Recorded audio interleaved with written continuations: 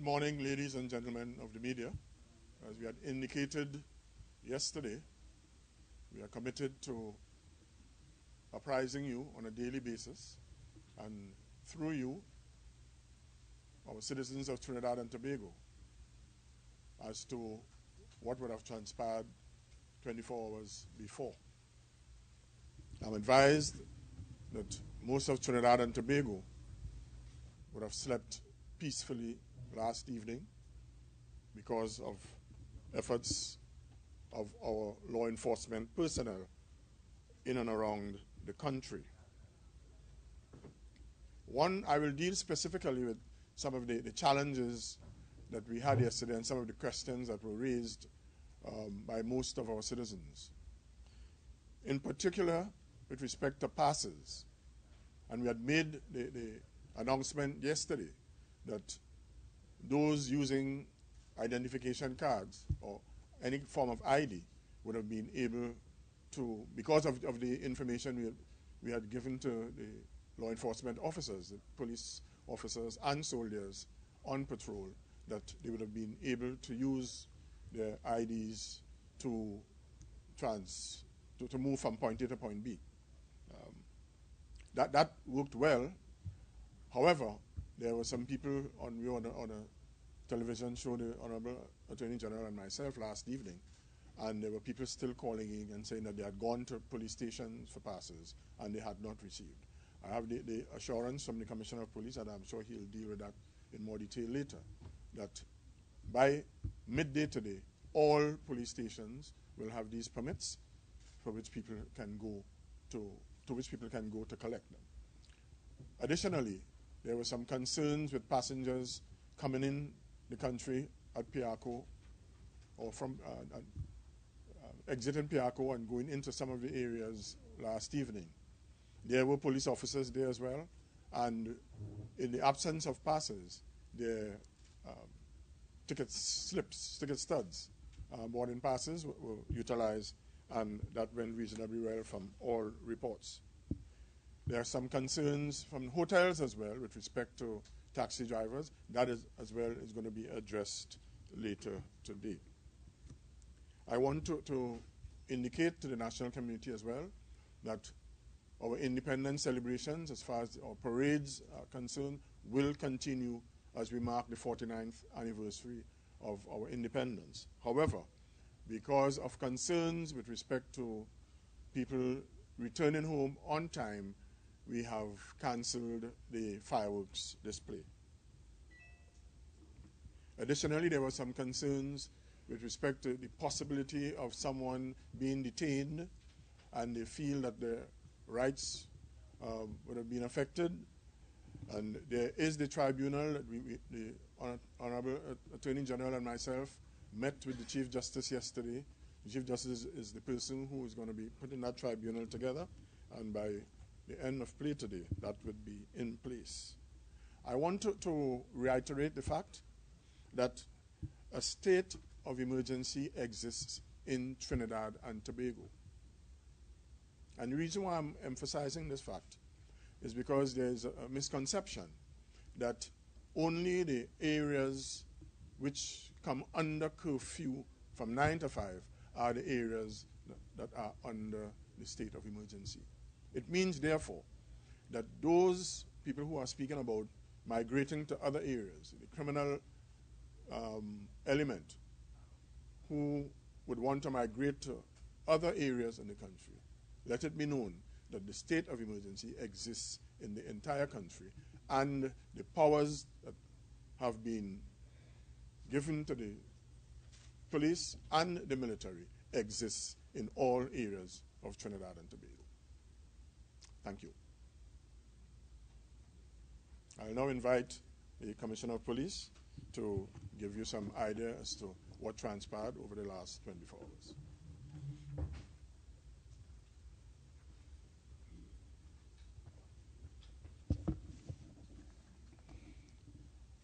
Ladies and gentlemen of the media, good day. I wish to advise that over the last 24 hours in Trinidad and Tobago, we had no incidents of violence involving firearms. We had no homicides. 6 firearms would have been recovered, 825 rounds of ammunition. And all these firearms and ammunition would have been recovered in those targeted areas that we would have identified previously. We continue to heighten our operations throughout Trinidad and Tobago with a clear focus of ensuring that firearms are removed from persons who possess them illegally.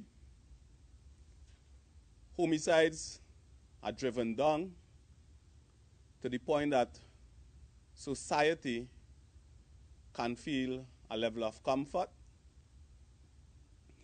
And we will be targeting recovery of drugs and all other criminal activities in Trinidad and Tobago.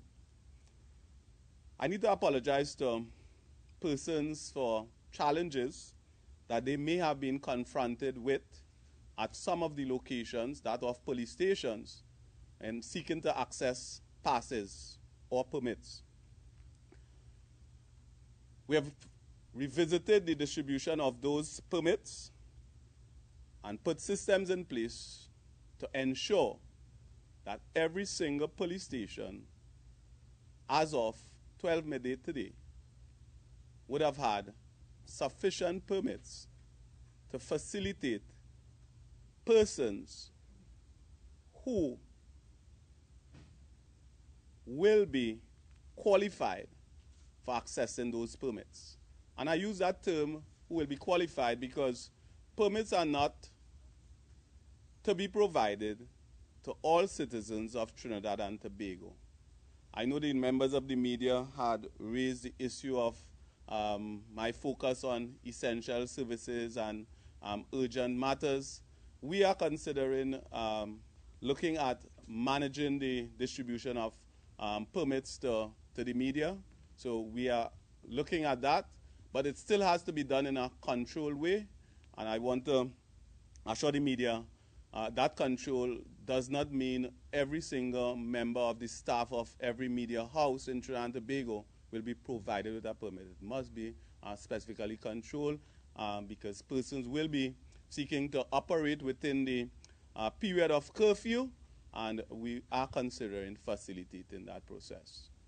I want to thank the general public for all the cooperation that they would have extended to the Trinidad and Tobago Police Service and the Defense Force as we continue our operations during this period of emergency. We also are imploring them to continue to provide us with key pieces of information and cooperate with us as we seek to ensure Trinidad and Tobago reach that point where every single citizen can feel that level of comfort and safety and security. Thank you.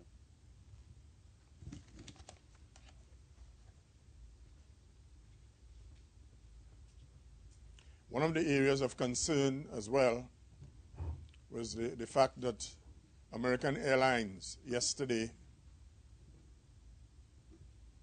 canceled, and it was three of their flights in the Trinidad. That was unfortunate, but we have the good news that has now ended, and they have indicated their eagerness to return to our beautiful Twin Island state. I will ask the Minister of Foreign Affairs and Communication to advise us a little more on that. Thank you, Minister. I simply wish to read an email received today from Mr. Wellesley Joseph, the Country Director for American Airlines for Trinidad and Tobago and Barbados. And I had some extensive discussions with him yesterday and this morning. And he's written here as follows. As discussed this morning, this email is to confirm that American Airlines will operate all flights, and I repeat all flights, to and from Trinidad as previously scheduled. Our first departure for today has already left Miami and is on its way to Trinidad. Please do not hesitate to contact me should you have any concerns. So that the matter with American Airlines is over. They have put back all their flights on schedule, And in fact, the first flight probably has arrived already at Piarco. Thank you.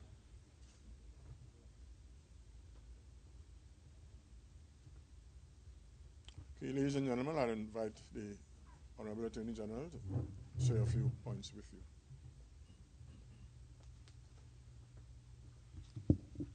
Ladies and gentlemen, I want to start by thanking the public for the great restraint and patience and understanding, and for the cooperation that they've given to this exercise thus far. And I rise only to say that I think I want to salute those persons who've come forward with intelligence that has assisted in these operations thus far. This is your time, Trinidad and Tobago. For all those who whined, bitterly complained, and questioned what they were doing, given the fact that you know what's going on in your own backyard, in your own village, and in your own communities.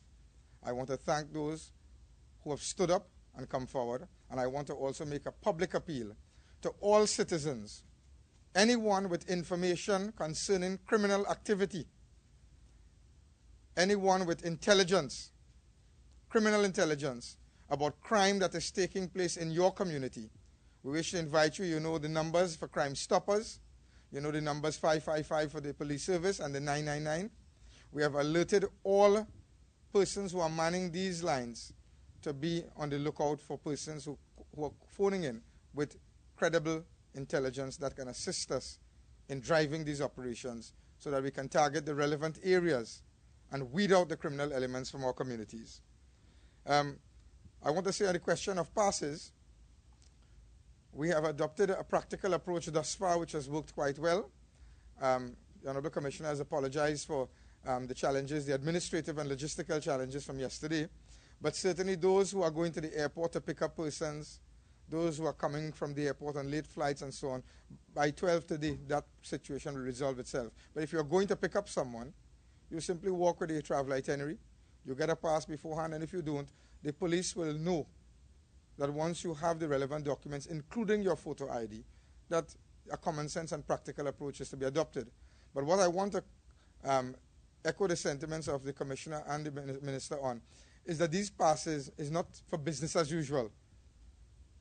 People are asking for these passes so that they could stay out late and lime on Arpita Avenue. That is not the purpose of these passes. And could you please exercise some common sense on your own part and do not bombard the police station with requests for passes that are unreasonable and unjustified.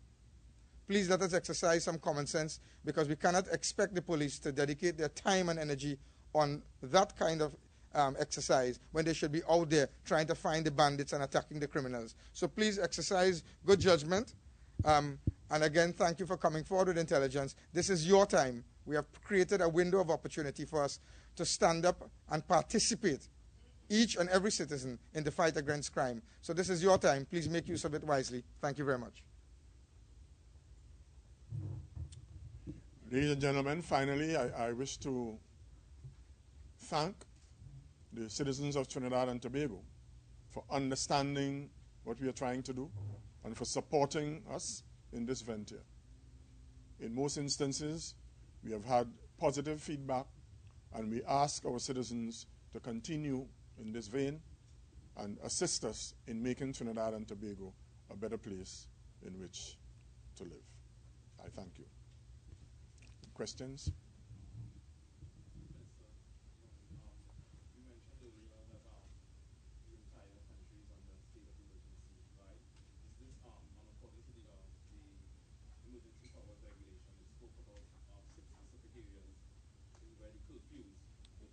Yes. Does this mean that other areas out of this area curfews are going to take place?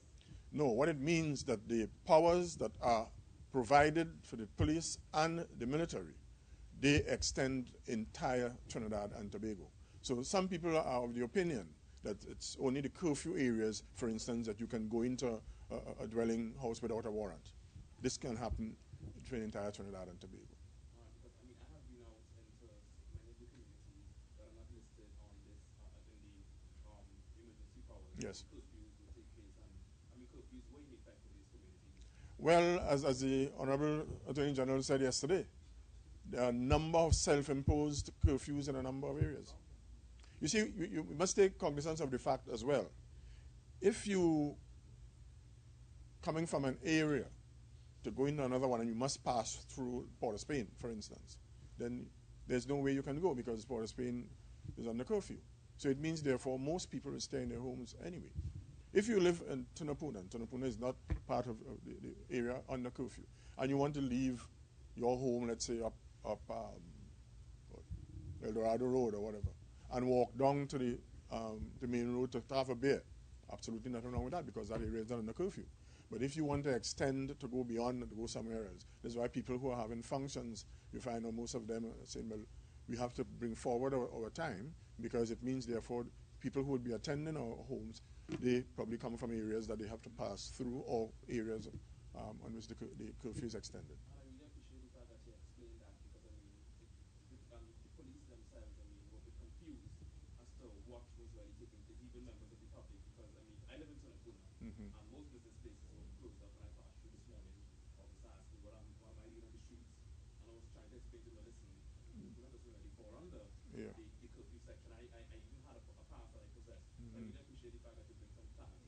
So But only it law is enforcement officers could understand to that these areas which don't fall under the curfew restrictions, persons are free to go about their indeed, business indeed. within reason. Yeah. For instance, if you're in a community and you decide you want to have a party, a street party in your community, and it's outside the area of the curfew, you can do that. You can be out on the streets, you can, but it's within that area. If you venture out of it and into areas of the curfew, well, then you'll be breaking the law. So what about those who might argue that at the end of this limited state of emergency, however long it lasts, if there is an abatement in the crime situation, that some of these criminals that be targeted in these exercises will just nil and then spring back up, and that we could see something worse happening after the limited state of emergency period? We'll continue to go after them. Doesn't mean that if the state of emergency period ends, that we stop going after them. And also in terms of any exercises overnight, in terms of arrests or seizures, anything of that nature, is there any of that activity during the curfew period overnight? Well, I'll allow the police commissioner to deal with that. Commissioner.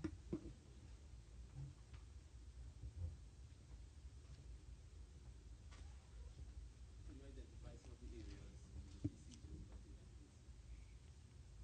A breakdown of all the areas in which seizures. Well, Diego Martin, Maraval, Arima, Chaguanas,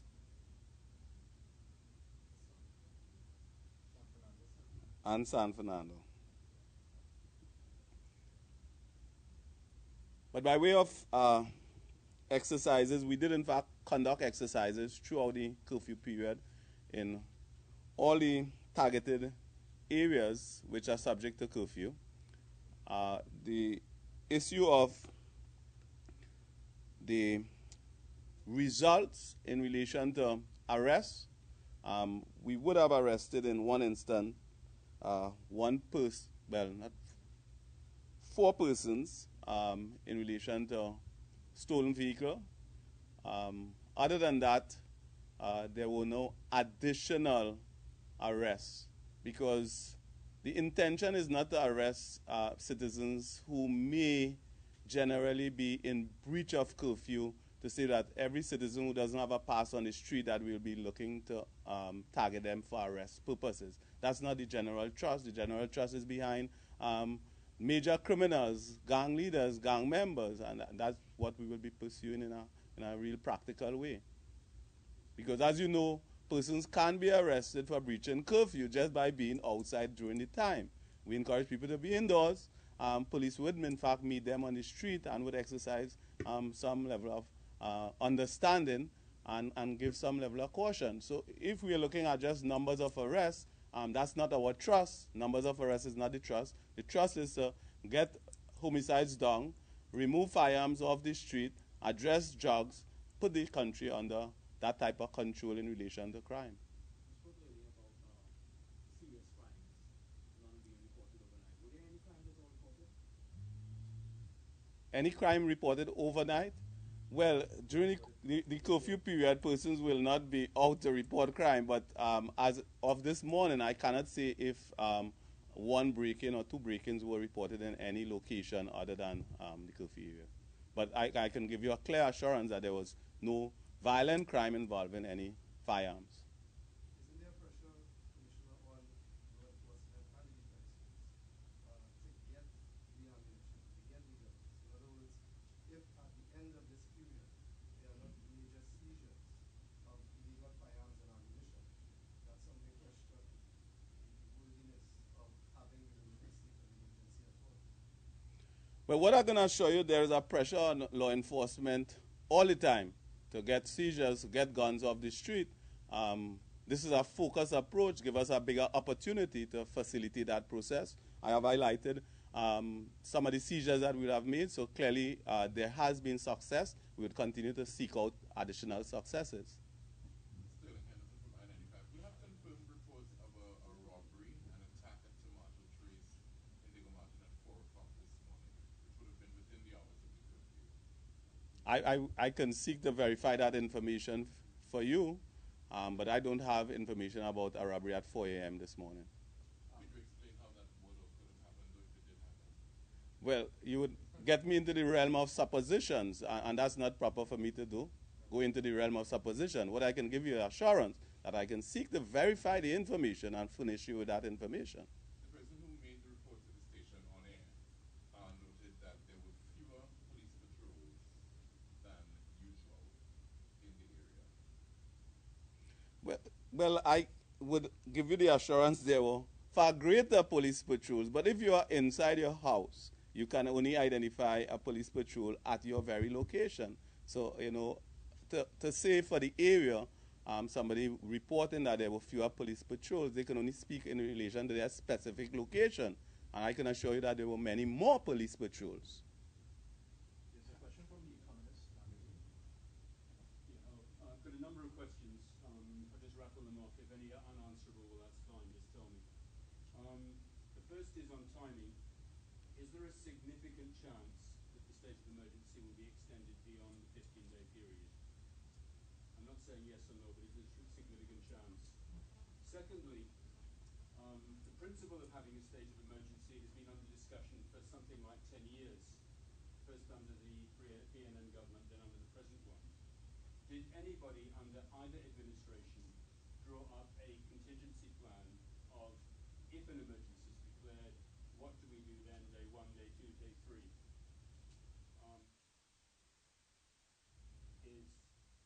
I think it's already been asked, but I'd just like to, reiterate it. Are there any specific objectives by which we're going to be able to judge the success or otherwise of the emergency? For example, do we expect to see methodical house-by-house searches for firearms? Or would they be targeted only to people whose names are on the some kind of list of intelligence within a specific area?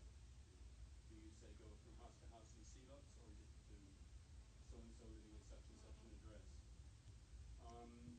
The last one is that looking at the murder statistics, I mean, they're extremely high, but the trend over the last few years has been actually in the right direction. There was a 7% decrease in 2009, a 7% decrease in 2010, and this year, if we annualize the current rate, it looks like a 15% decrease. So I'm wondering why, at this particular moment, we've got a state of emergency. As I'm at the podium at this point, I'll answer one question. The rest I will leave to the minister to address. The one I'm addressing will be the one as it relates to tactical approach to execution. And I would say it will, in fact, be foolhardy of us to explain to the general public this is the way we will be approaching the execution of our functions during the state of emergency. So that one, we will not be able to put it out into the public domain, but I can give you the assurance that we will be executing key strategies to ensure that there are great success during this period of time. There was a sense or feeling that the state of emergency would be capturing hardcore criminals, not en masse, but with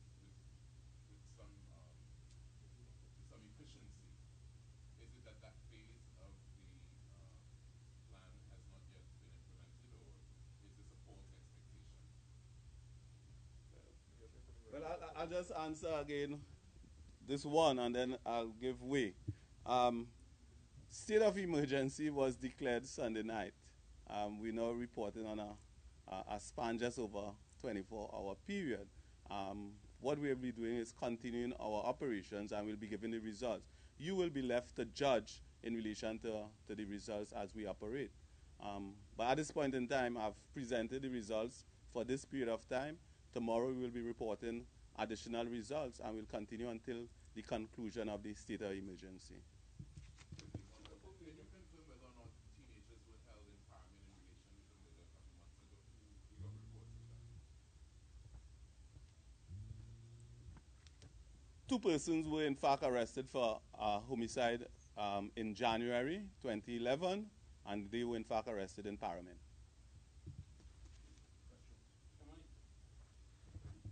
I believe your first question was the timing of the emergency in terms of how long and whether it could be extended. The answer in law, yes, it can be extended, but it would be premature at this stage to speculate as to whether or not we will extend it, and if so, for how long.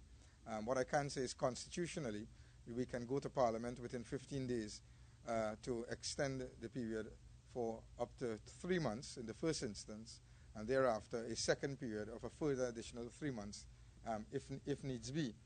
After that, you need a 3/5 majority, and you can have a further period of extension. At this stage, we prefer to adopt a wait-and-see approach and gauge the results of the operations and then take it down a bit. The initial extensions could be by simple majority. Yes, the first 2 up to 6 months. The government can extend for up to 6 months and 15 days with a simple majority in Parliament. Thereafter, you need a 3/5 majority. And the extensions that you seek in the first 2 instances are without reference to the upper house, that being the Senate. So you go to the House of Representatives, the elected chamber, and you can get 2 extensions. First one, 3 months. Second one, a further 3 months. Thereafter, you need a 3/5 majority, and that's where that kicks in. But for now, we prefer to wait and see and judge based on the results and exercise our discretion, because there are many. There's a panoply of options open, a wide array of options open to the government to be able to exercise its discretion in a particular way. For example, you can increase the number of areas under curfew, or conversely, you can decrease the number of areas under curfew. You can perhaps target and zone in on particular areas if intelligence reveals that those areas are perhaps more worthy of greater attention as opposed to others. And in fact, you can even subdivide that and go down to even individuals in terms of whether or not curfews can be imposed on specific individuals. So at this stage, we prefer not to comment on whether or not we will extend, and if so, for how long. Suffice it to say that the law does permit, and the Constitution does admit to the possibility of 2 extensions with a simple majority for up to 6 months. I believe the second question you'd ask... Was the contingency planning either under the previous government or this one? I'm putting it that way, so I'm not saying it's entirely your fault. Doesn't matter. You're presupposing that there is fault. What I want to say is that because a state of emergency can be triggered by a wide range of factors, ranging from an attempted coup to an unforeseen and unpredictable upsurge in criminal violence, a contingency plan, which would be a catch-all, would not be a good idea. But what I can say is for this particular operation and for this publicly declared state of emergency, a contingency plan was devised, was developed, and is in place. Land, sea, and air borders are adequately protected as we speak. And in fact, we have marine operations, and the coastal borders are very much protected to ensure that illegal activities and penetration of the borders, so that while we are concentrating on land activities, is not taking place. There's no point actually ferreting out the guns from land if it is that we are not going to be blocking more from coming in. So that has been adequately taken care of. So there is, in fact, a contingency plan. Don't be misled by perhaps some of the challenges that you might see with respect to the passes or anything else. Those are administrative matters that we have adequately attended to today. With respect to the last question of the success or failure, I believe it was. Yeah, and also why now? Given that the murder Yes, the why now, you will see that in 2 days' time, under the Constitution, the President as head of state is due to deliver to the Honorable Speaker a statement to explain the basis for the decision to sign the declaration for a public state of emergency. And in that statement, it will set out the reasons for it. But we have also the Honorable Prime Minister, when she announced that this was the decision taken by Cabinet to advise His Excellency to so declare and so consider that it was linked not just to the upsurge in violent crime, but in particular to the recent drug hauls. You may recall the one in particular one in excess of $20 million, and you will recall the recent finds at the port with drugs being concealed in containers in large quantities, and the fear of reprisal and revenge attacks, and the intelligence that we cannot share with you, which led to a feeling that we must act now and swiftly and take decisive and firm action and control of the situation, is what led to the Cabinet's decision. In closing, I'd like to say that with respect to the passes, coming back to that issue, you will see that the Commissioner of Police has put a very proactive measure in place with respect to a practical and common sense approach. As he's explained and as the Minister has explained, the idea is to cause minimal disruption to law-abiding citizens. Mr. Akil Simon, you're right. Outside of the curfew areas, life goes on as normal. Outside of the curfew areas, life goes on as normal. There is an enhanced power and authority vested in the police and army if there is criminal activity in those areas that they can intervene. But that does not mean that your life must be disrupted unless you are part of that criminal activity. If you are not part of that criminal activity, there is no curfew on you. You carry on your life as normal. And that is the reality. But that is not to detract from the fact that there is a publicly declared state of emergency for Trinidad and Tobago. And that is why, for example, we've canceled the fireworks for Independence